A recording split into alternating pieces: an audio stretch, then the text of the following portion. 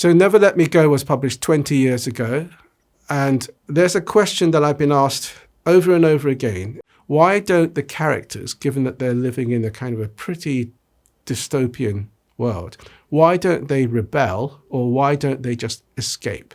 Now, this really seems to bug people. And for a long time, I used to think this was a weakness of the book. But as the years have gone by, I've started to think that this is part of the reason this novel has lasted and has to some extent haunted people. When I was writing the book, I was very aware that there was a huge bunch of blockbuster movies, great novels, that addressed the question of human rebellion against oppressive, authoritarian or other systems. Sometimes it ends badly, in 1984, say, and sometimes the rebellion is glorious. But I wasn't so interested in that kind of narrative.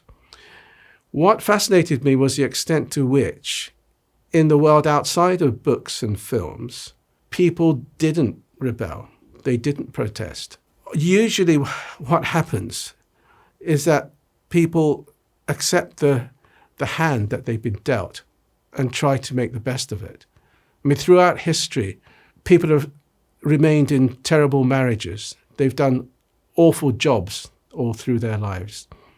Millions of people throughout history worked in ghastly mines or factories, including small children. Millions of people worked and died as slaves.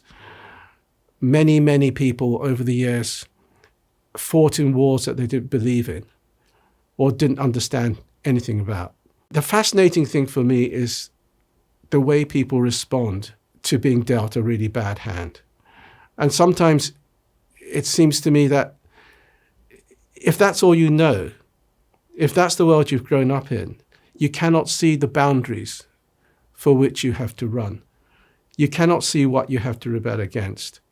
And instead, you just try, sometimes heroically, to find love, friendship, something meaningful and decent within the horrific fate that you've been given. So that's the only answer I can usually offer when people say, why don't the characters in Never Let Me Go run away?